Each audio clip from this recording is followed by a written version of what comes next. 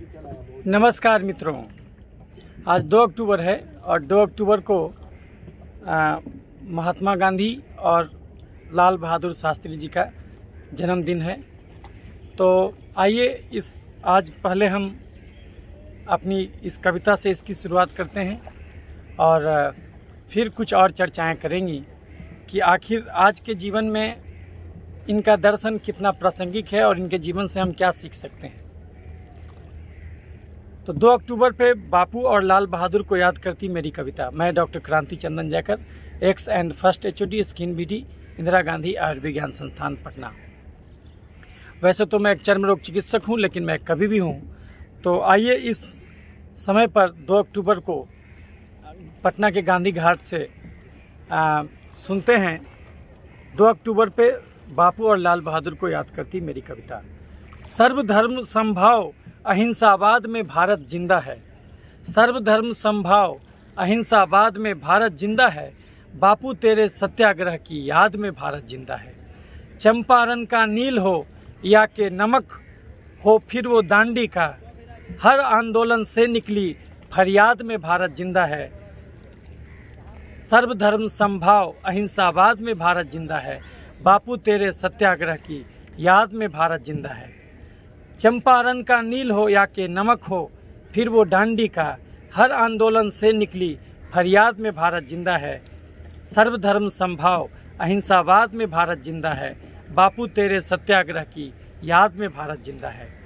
बुरा न देखो, बुरा न सुनना, बुरा न कहना जीवन में, सत्य ही देखो, सत्य ही सुनना, सत्य ही कहना जीवन में।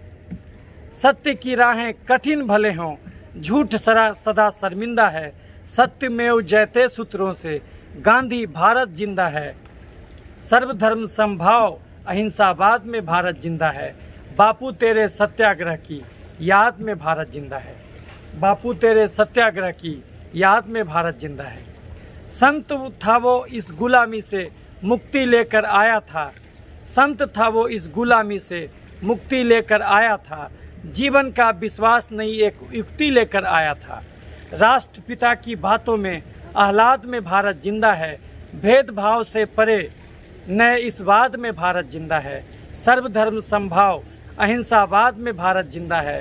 बापू तेरे सत्याग्रह की याद में भारत जिंदा है। विष का बदला विष नहीं हो, द्वेष का बदला द्वेष नहीं, प्यार से जीतो दिल सबका, इससे बेहतर संदेश नहीं। हर्ष है उन्मुक्त फिजा आजाद में भारत जिंदा है। बापू तेरे सत्याग्रह की याद में भारत जिंदा है। सर्वधर्म समभाव अहिंसावाद में भारत जिंदा है। बापू तेरे सत्याग्रह की याद में भारत जिंदा है। जीवन साधारण हो पर ये सोच बहुत ही ऊंची हो। जीवन साधारण हो पर ये सोच बहुत ही ऊंची हो। किसी को नीचा ना समझे, कोई न हमसे ऊंचा हो। नशा मुक्त भय मुक्त जहां आबाद में भारत जिंदा है। बापू के वचनों का ये प्रहलाद में भारत जिंदा है। सर्वधर्म समभाव अहिंसावाद में भारत जिंदा है। बापू तेरे सत्याग्रह की याद में भारत जिंदा है। 2 अक्टूबर आता है एक और याद दे जाता है। 2 अक्टूबर आता है एक और याद दे जाता है। जय जवान और जय हो किसान उद्घोष यहाँ कर जाता है। लाल बहादुर बापू चेले याद में भारत जिंदा है। सहल जिस्त ईमान छवि संवाद में भारत जिंदा है। सर्वधर्म समभाव अहिंसावाद में भारत जिंदा है। बापू तेरे सत्याग्रह की याद में भारत जिंदा है। आओ हम सब मिलकर चल लें, राष्ट्रपिता सपनों में पल लें। व्यसन मुक्त विलास मुक्त रंग जीवन जल में घुले मिलने। दौर ये मांगे फिर से गांधी बाद में भारत जिंदा है। क्रांति नई अब सुलग गई इस बाद में भारत जिंदा है। सर्वधर्म समभाव अहिंसावाद में भारत जिंदा है। बापू तेरे सत्याग्रह की याद में भारत जिंदा है।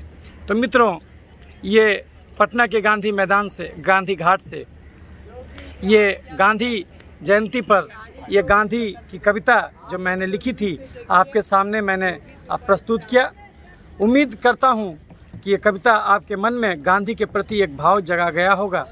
एक जो है नई आशा और शांति और अहिंसा के प्रति आपके मन में कुछ न कुछ संवेदनाएं दे गया होगा। दुनिया इतने दिनों में बहुत बदल गई, गांधी के बाद का भारत बहुत बदल गया। बहुत सारे लोग अब आ गए हैं जो गोडसे के भी समर्थक हैं और उनकी भी पूजा करने वाले लोग भी अब भारत में बढ़ गए हैं। लेकिन इन सब के बावजूद एक ऐसा वो चीज़ है जो गांधीवाद, जो सत्य अहिंसा की जो डोर है वो हमेशा मजबूत रहनी चाहिए। और एक बात ये भी है कि एक आदमी में रहते हैं अनेकों आदमी, तो गांधी की बहुत सारी बातों को भी अब आलोचनाएं मिलने लगी हैं।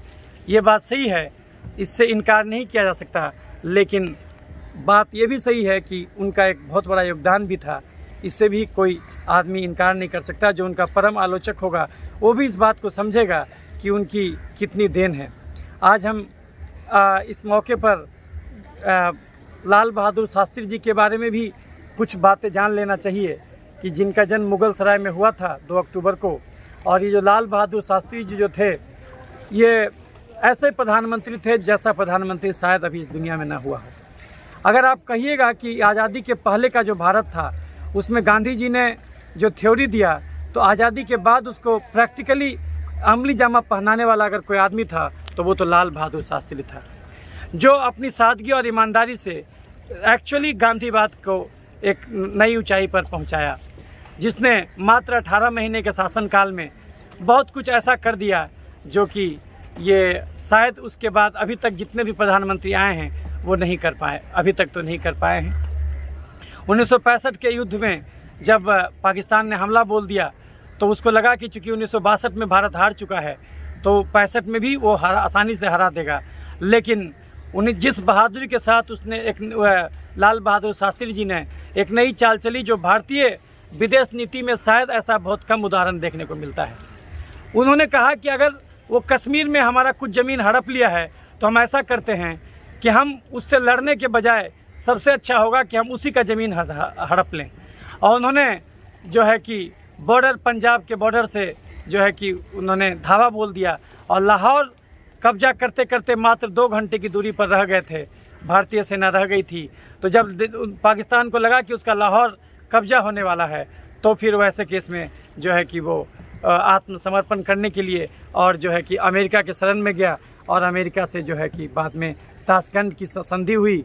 और संजोग से उसी संधि में जो है कि जिस दिन संधि हुआ 10 जनवरी 1966 को और 11 जनवरी को फिर वो उनकी मौत हो गई। बहुत रहस्यमयी मौत हुई। बहुत लोग अलग अलग विचार देते हैं कि उनकी मौत हुई या उनकी हत्या की गई, पॉइजनिंग किया गया, शरीर नीला पड़ा हुआ था। तो लेकिन इनके साथ बहुत सारी बातें जुड़ी हुई है जो कि किसी प्रधानमंत्री के साथ सामान्यतः नहीं देखा जाता। जैसे कि ऐसा माना जाता है कि जब वो माना किया जाता है वो सच्चाई है कि उन्होंने इलाहाबाद पंजाब नेशनल बैंक से एक कार खरीदने के लिए लोन लिया था जब वो प्रधानमंत्री थे। सोचिए कोई प्रधानमंत्री लोन लेके कार खरीदे, और आज की दुनिया में ऐसा उदाहरण देखने को नहीं मिलेगा। और जब वो मरे थे तो उस कार का जो है कि करीब करीब 5,000 रुपया अभी लोन देना बाकी था, 12,000 का कार लिए थे। तो ऐसे लोग भी हुए हैं भारत में जो उन्होंने गांधीवाद को एक जीवन पर आज़ादी के बाद एक धरातल पर उतार दिया। गांधी तो आज़ादी के पहले थे, लेकिन आज़ादी के बाद अगर भारत को जिसने संवारा और गांधी के सपने के अनुसार चले वो थे आपके लाल बहादुर शास्त्री। तो आज ये दिन है इन दोनों को याद करने का और इन दोनों के प्रति अपनी कृतज्ञता ज्ञापित करने का। मित्रों, बुराइयां सब में हैं, कोई आदमी 100% परफेक्ट नहीं हो सकता। गांधी जी में भी बहुत सारी बुराइयां रही होंगी, लेकिन हमें उन बुराइयों से क्या, हमें तो अच्छाइयों से मतलब है, क्योंकि हमें तो अच्छाइयाँ ही सीखनी हैं। अच्छाइयाँ जिसमें भी मिल जाए वो बुरा नहीं है। और आज इस गांधी जी का जो जयंती है और जो लाल बहादुर शास्त्री जी का जयंती है, इन दो महात्माओं का जयंती है, तो ये जयंती हमें ये हमेशा एहसास कराता है कि हमें इन लोगों को भूलना नहीं है। भले ही वो 18 महीने के लिए आए, लेकिन वो 18 महीने में ही देश को बहुत कुछ संदेश देके गए। तो ये दिन है कि हमें ये बताता है कि हम उनको हमेशा याद रखें। तो मित्रों, ये हमारा वीडियो उम्मीद करते हैं कि आपके जहन में भी गांधीवाद और गांधी और लाल बहादुर शास्त्री के जीवन के प्रति कुछ न कुछ तो आपके मन में एक भाव छोड़ गया होगा, और ये भाव जिंदा रहना चाहिए। ये जो मानवता का भाव है, ये जो मनुष्यता को आगे बढ़ाने का जो भाव है, ये नहीं मरना चाहिए, क्योंकि अगर ये जीवित है तो फिर मानववाद जीवित है, और मानववाद जीवित है तो ही जो है कि इस धरती पर शांति और सुख रह सकता, सबका भला हो सकता। तो जो सब कॉमन मैन के प्रति सोचने वाला जो आदमी था वो ये दोनों आदमी था।